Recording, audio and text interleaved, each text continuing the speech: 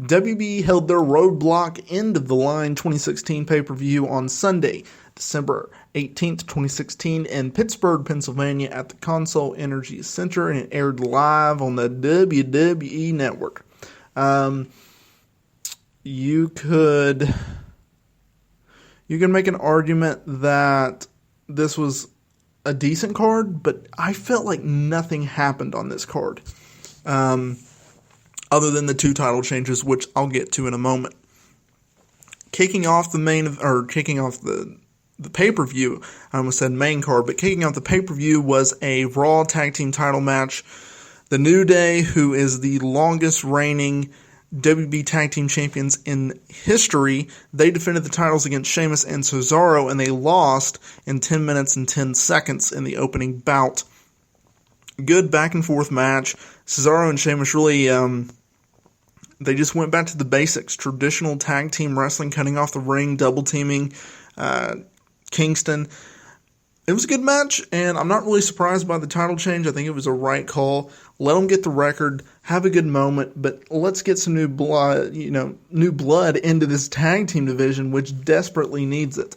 And I'm sure we'll get a rematch either on an upcoming episode of Raw or at the Royal Rumble pay-per-view, but it'll be interesting to see where they go with Cesaro and Sheamus. I like the dynamic. They're 2 hard-hitting guys. One's a babyface, one's a heel. So we'll see where it goes from here. Up next was a 10-minute time limit match. Sami Zayn technically went over on Braun Strowman, even though he didn't actually pin the guy or submit the guy or get a decision.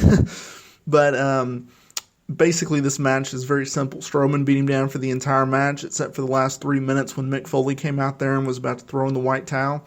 Sami Zayn made his comeback and beat Strowman by countout, technically, just because of the time limit. He was about to pin him, but time ran out after hitting the big boot.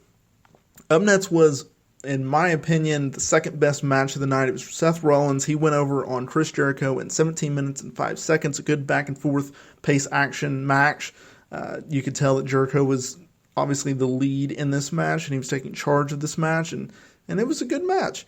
I'm sure that they'll go ahead with this program and probably continue it to the Royal Rumble. It'll be interesting to see if they actually do a singles match at that pay-per-view, or they will just kind of play an angle into the Royal Rumble match itself, similar to what they're doing with Brock Lesnar and Goldberg.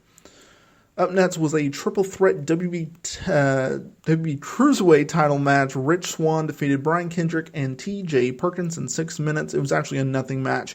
Usually Cruiserweight matches, the reason that they brought back this division, the reason that they promote this division, and the reason that they gave this division a show on the WWE Network 205 Live is because they put on good matches, and I just could not get in this match. I don't know if it was because of the pacing of it or that all the guys felt like they had to rush to get all their spots in such a short amount of time. 6 minutes is not a lot for anybody, especially a triple threat and a cruiserweight style match in general. But Swann did retain his title. Really the most newsworthy thing that came out of this match was the fact that Neville returned to WWE television.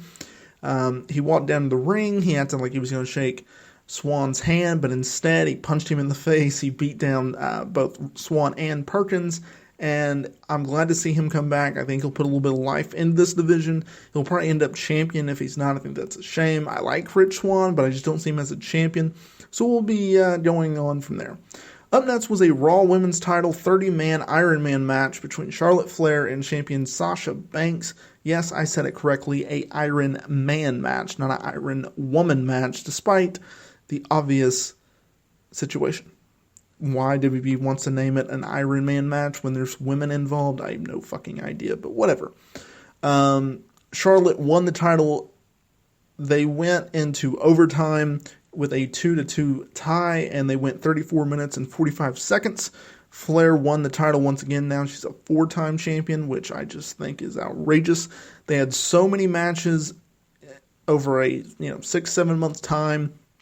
A lot of title changes. I think that hurt the feud, but either way, this feud is done.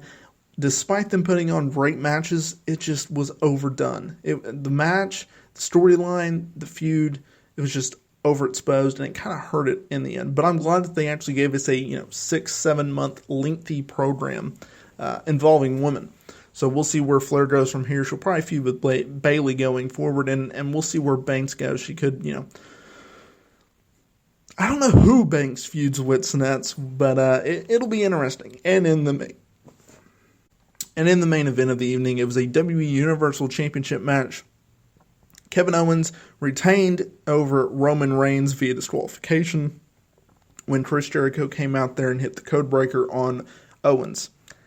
As much as I hate to say this, it was a nothing match. And after it, Jericho and Owens beat down Reigns, and then, Owens and Jericho walked to the stage. Rollins came out, and then Rollins and Reigns beat down Owens and Jericho to end the show. A couple power bombs for some tables. It was kind of a flat finish. Maybe you should have put the Raw Women's title match in the main event instead of the co-main, but it is what it is, and we move on to the next show. So, let me know what you thought about the show in the comments area below. Make sure to hit that like button and that subscribe button. And until next time, take care.